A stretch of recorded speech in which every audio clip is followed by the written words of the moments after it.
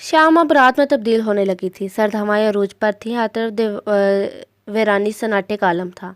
ऊंचे ऊंचे दरख्त के दरमियान इसके लिए गाड़ी निकालना मुश्किल हो रहा था। मैंने इसके सख्त रवैये की वजह से आंखों में आंसू लिए लब्स ये इसे देख रही थी। वक्फे वक्फे से गाड़ी के हिचकोले लेने की वजह से इसका सर कई बार डैशबोर्ड से टकरा चुका था। रोहेल सब देख कर भी नज़रअंदाज करता पूरी तवज्जो ड्राइविंग पर मबजूल किए हुए था। इस वक्त अमनजाद को छेड़ना भीड़ की छतों में हाथ डालने के मुतरादिफ था, जो इन हालात में भी बिल्कुल नहीं कर सकता था। किस्मत की खराबी थी जो हचकोले लेती गाड़ी यकदम ही झटके से रुकी। अमन का सर एक बार फिर डैशबोर्ड से टकराया। अगर वो रहेल अपना हाथ आगे नहीं रख देता तो वो जो पहले ही खौफजदा थी, गाड़ी के यूं रुकने पर घटी घटी आवाज़ में रोने लगी। रोहेल गहरा सांस भरकर बाहर निकला। इसे गाड़ी से निकलने पर वो जो आंसू अंदर उतार रही थी सहम कर हिचकियों से रोने लगी। अमनजाद वो गाड़ी का इंजन चेक करके आया था, जिससे अब धुआं निकल रहा था। गाड़ी अब आगे मजीद चलने से इंकारी थी। वो इसे बताने के लिए दरवाजे का लॉक खोल रहा था। इसे रोते देखकर गहरी सांस भरकर संजीदगी से इसे देखने लगा। रात गहरी होती जा रही थी। बुलंदो कामत दरख्तों ने आसमान की चादर को भी ढांप रखा था। गो के वो जंगल में काफ़ी दूर निकल आए थे, लेकिन वो जानता था वो लोग इसे यहाँ भी ढूंढने ज़रूर आएंगे। ऐसे में गाड़ी के ख़राब होने के बाद एक मिनट भी मज़ीद रुकना इनके लिए ख़तरा साबित हो सकता था, ख़ास तौर पर इस वक्त जब वो जानता भी नहीं था कि इनके पीछे आने वाले लोग कौन हैं। अमनजाद गाड़ी से उतरे। हमें निकलना होगा, इस वक्त हम यहाँ नहीं ठहर सकते। जल्दी करें। वो अपना लहजा नरम रखने की पूरी कोशिश कर रहा था। जिस कदर वो सहम चुकी थी, इस वक्त इसे डील करना इसके लिए पहाड़ सर करने के बराबर था। अखरोट दिमाग, वो बुड़बुड़ाया। फिर खुद ही इसे बाजू से थाम कर इसे बाहर खड़ा करने के बाद बैक सीट के नीचे से ब्लेड्स और कुछ छोटे छोटे कटर निकालकर अपनी जेब में डालने के बाद गन को भी पैंट की बैग में फंसाया। ये ब्लेड्स इनके हर एक मेंबर के पास होती थी, जिन्हें वो एक मखसूस अंदाज में इस्तेमाल करते थे। अम्मा चले। अपने काम से फारिग होकर वो इसकी जानिब आया, जो आंखें फैलाई से देख रही थी। तुम बंदूक रखता? वो मनमनाई। अमनजाद अपनी ज़िंदगी चाहती हैं तो इस वक्त मेरे कहे पर अमल करें, वरना मैं लाला के इस जान के टुकड़े को यहाँ जंगली जानवरों का डिनर के तौर पर छोड़कर खुद चला जाऊँगा। लाला को कुछ नहीं बोलना, हम तुम्हारा खून पी जाएगा, तुम्हारा छोटा छोटा छोटा छोटा छोटा और छोटा। वो चादर चेहरे से सिरकाती गुस्से से सुर्ख चेहरा लिए हाथ से इसके छोटे छोटे टुकड़े करते ही दांत पीसकर तसव्वुर में इसके टुकड़े कर रही थी। इन हालात में भी रोहेल लबों पर आने वाली मुस्कुराहट रोक नहीं पाया। पिछले 8 घंटों में वो इस लड़की के कितने रूप देख चुका था, लेकिन एक बात जो इसने शिद्दत से महसूस की थी वो अपने लाला से इसकी मोहब्बत और अंधाधुन एतमाद था। अमनजाद सईद खान ज़ात के लफ्ज़ों पर किसी बिना सोचे समझे यकीन करती थी। ज़ात गर्दन को दिन को रात कहता तो अमनजाद के लिए वो रात ही थी। इसकी तमाम ज़िंदगी रेगज़ाद नाम के महवा में घूमती थी। इसके तो नाम में भी इसके बाप से पहले ज़ात का नाम जुड़ता था। ज़ात जैसे देव की जान वो नाजुक जान पर यूं ही थी। एक वो जिसे 20 सालों से देखे बिना वो इसका मसीहा बन गया था, इसका सरपरस्त, इसका नगबान बन गया था। अमनजाद सईद खान, जिसके लिए इसके लाला फरिश्ता थे, और दूसरी अंधेरों की शहजादी जो जानती ही नहीं थी कि वो एक रगज़ात की तशनगी है। ये तशनगी बुझती या मज़ीद तूल पकड़ती, इसका इख्तियार तो मुकद्दर में लिखने वाले के पास था। ज़ात के एक जुमले ने अमनजाद के सामने रोहेल आफाक को भी काबिल एतबार बना दिया था। मेरे टुकड़े बाद में कर लीजिएगा, अभी अगर जानवरों का डिनर नहीं बनना चाहती तो चले मेरे साथ। वो संजीदगी से बोलते से बाजू से थामते तेज़ तेज़ बढ़ने लगा।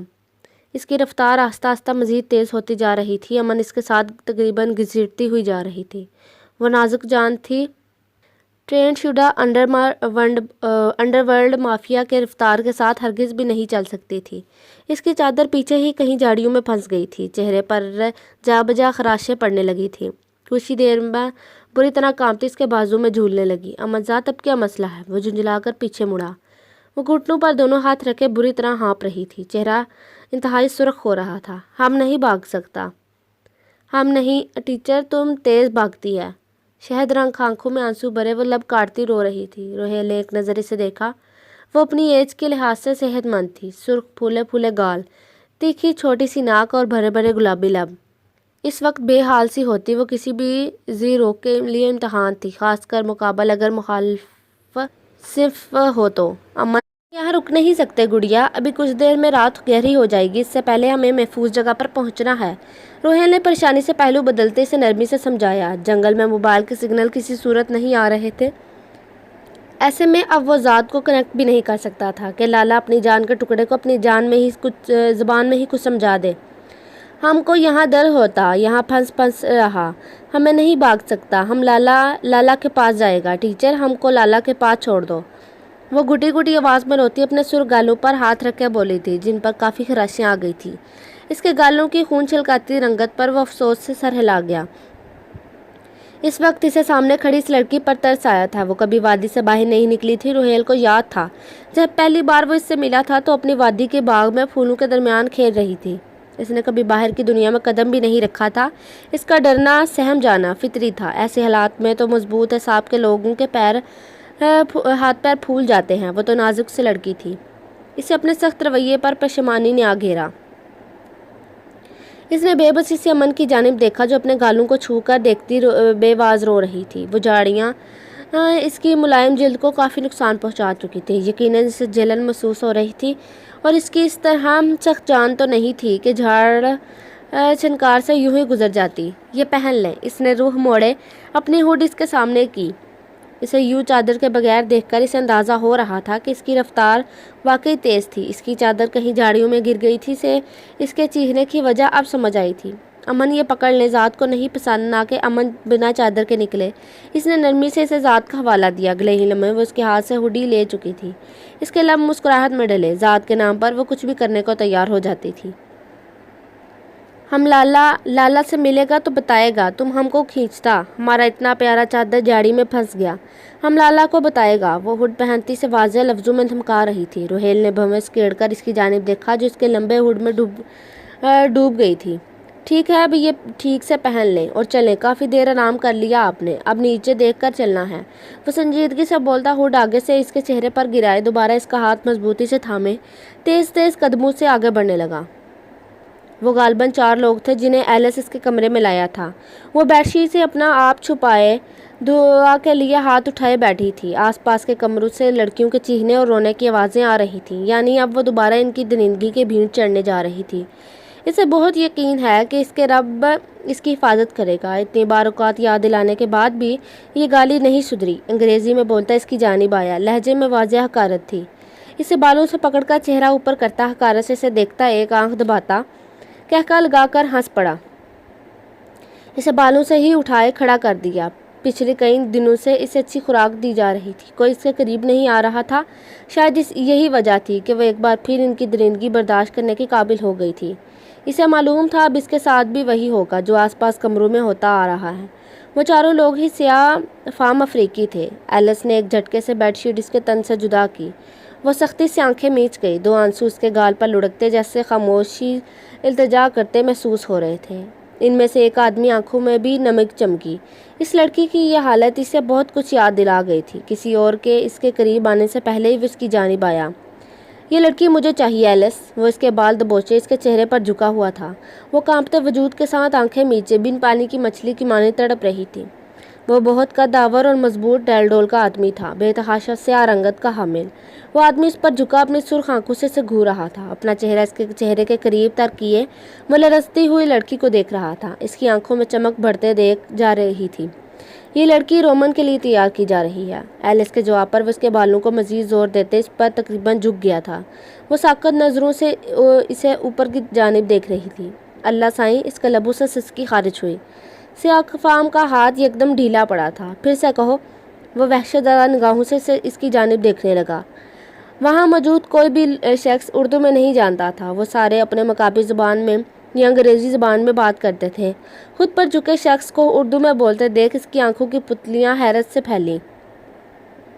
अल्लाह, अल्लाह को पुकारो। तुम कैथरीन के बच्चे हो।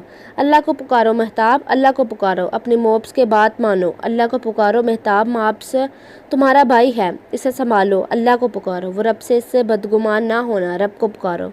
इस लड़की के एक पुकार से ही कितना कुछ याद आ गया था। कैथरीन किसी है, इसकी इल्तिजाएं। ज़्यादा फ़र्क तो नहीं था इस लड़की और कैथरीन में। आज भी रोमन का जुल्म एक मुसलमान औरत के यकीन के लिए आगे हार रहा था। एलिस अब इस लड़की को मार रहा था, इसके चेहरे पर जा बजा थप्पड़ लगा रहा था। اس نے سہم کر اس لڑکی کی جانب دیکھا۔ اس کے بال اب بھی اس کی سخت گرفت میں تھے۔ اس کی لال آنکھوں میں نمی ابھری۔ اس کی آنکھوں کے سامنے اس رات کی وحشت در آئی تھی کہ تڑپتی ہوئی کیتھرین اس کی چیخیں۔ Mobs no, please no, leave her, Mobs. وہ یکدم ہی وحشت زدہ ہوتا، بال ہاتھوں میں پھنسائے نم آنکھوں کو بند کرتا چیخ اٹھا، لیو ہر۔ اس سیاہ فام کی پکڑ نرم ہوتے دیکھ اس لڑکی کی آنکھوں میں پل بھر کو نمی چمکی۔ وٹ؟ ایلس نے آنکھیں سکیڑ کر اس کی جانب دیکھا۔ لیو ہر ایلس۔ اب کی بار وہ خون اشام نظروں سے اس کی جانب دیکھتے ہوئے بولا تھا۔ وہ تین لوگ نظروں ہی نظروں میں اسے کچھ سمجھانے کی کوشش کر رہے تھے۔ اس میں اور زاد میں یہ واضح فرق تھا۔ زاد اپنے جذبات خود پر حاوی نہیں ہونے دیتا تھا۔ مہتاب کو اپنے جذبات پر اختیار نہیں تھا۔ رومن کو بتا دو، اس ڈیل کے بدلے میں یہ لڑکی چاہیے۔ وہ اپنی بات کر کر رکا نہیں تھا۔ اسے پیچھے ہی وہ تینوں بھی نکلے تھے۔ یہ تم نے کیا کیا؟ آخر کیوں؟ ہم یہاں لڑکی لے کے لیے نہیں آئے تھے مہتاب، ہمیں رومن کی نیکسٹ شپمنٹ رکوانی ہے، تمہیں یاد ہے نا؟ ان میں سے ایک شخص اس سے مخاطب ہوا تھا۔ وہ سمجھ نہیں پا رہے تھے آخر کیوں مہتاب نے اس لڑکی کو چھوڑ دیا۔ میں کسی کو جواب دینا نہیں چاہتا، زاد کو کہہ دینا اس لڑکی میں مجھے کیتھرین نظر آتی ہے اور میں ایک اور کیتھرین نہیں دیکھنا چاہتا۔ وہ سرخ آنکھوں کے کنارے چھپاتا آگے بڑھا۔ وہ سب جانتے تھے اب زاد ہی اس سے ملے گا۔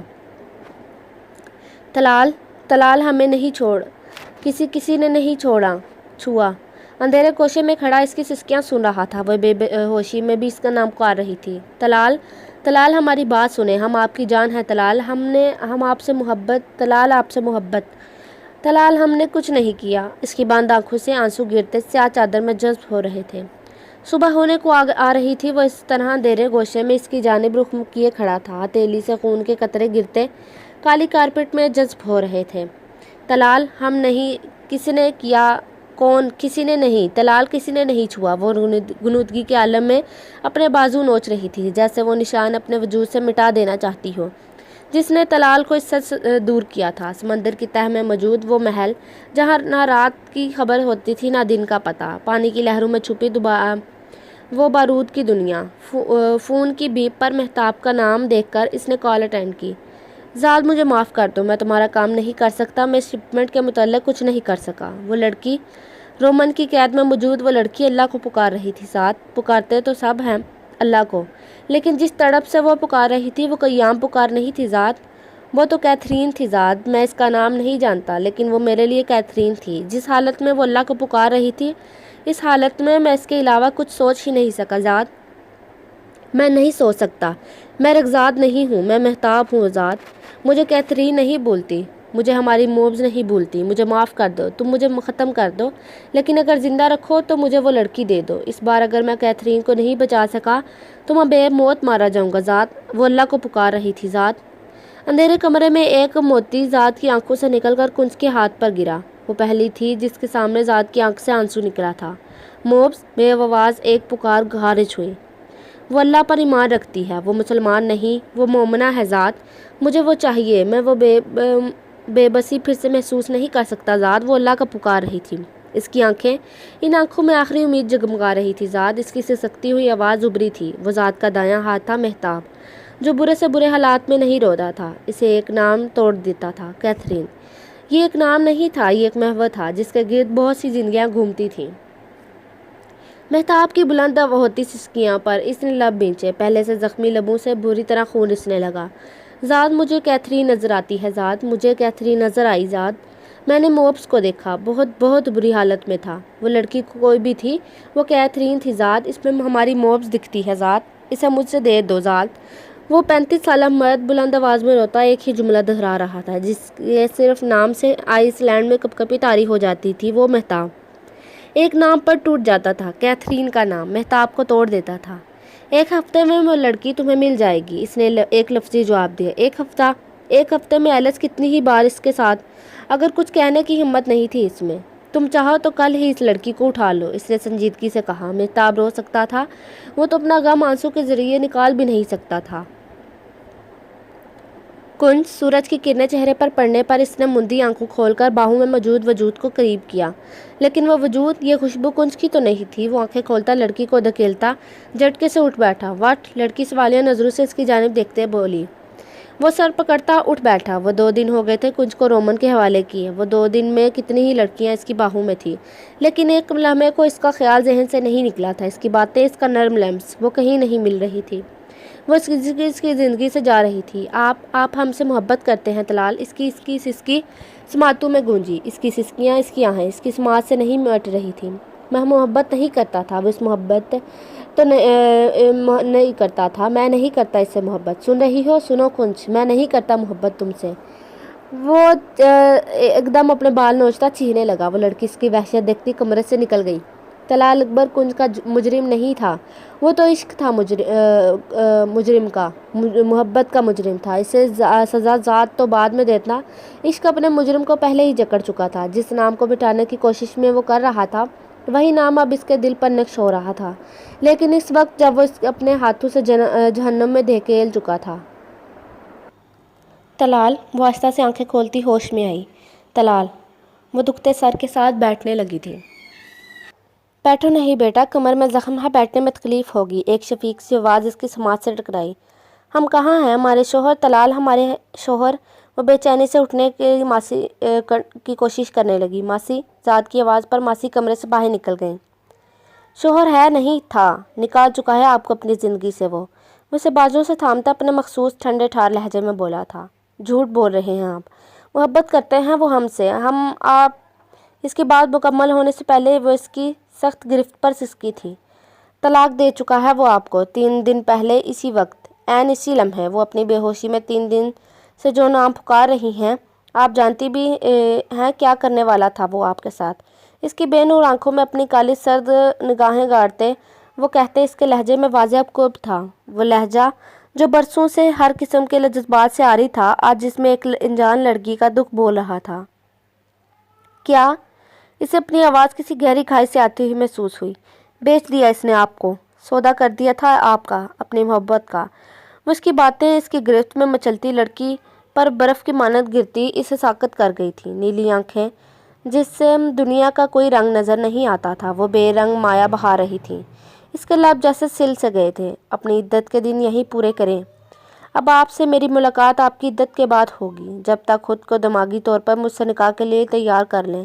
5 مہینے ہیں آپ کے پاس اسے بھولنے اور مجھ سے رشتہ جوڑنے کے لیے، خود کو تیار کرنے کے لیے۔ اس کی نیلی آنکھوں سے بہتے گرم سیال پر ایک نظر ڈالتا وہ کمرے سے نکل گیا۔ اس نے آپ کا بھروسہ نہیں کیا ملکہ، وہ آپ کے قابل نہیں تھا۔ اس کی سرد آواز پر وہ نفی میں گردن ہلاتی سسک رہی تھی۔ آپ تھے اس رات بھی، آپ نے ہمیں یہاں سے تھاما تھا، وہ نشان بھی آپ کی وجہ سے۔ ہمیں طلال نے ہماری بات نہیں سنی۔ نیلی آنکھوں سے آنسو گرتے اس کا چہرہ بھگو رہے تھے۔ وہ تو آپ کا طالب تھا ملکہ، اسے آپ کی طلب تھی، آپ سے محبت نہیں تھی۔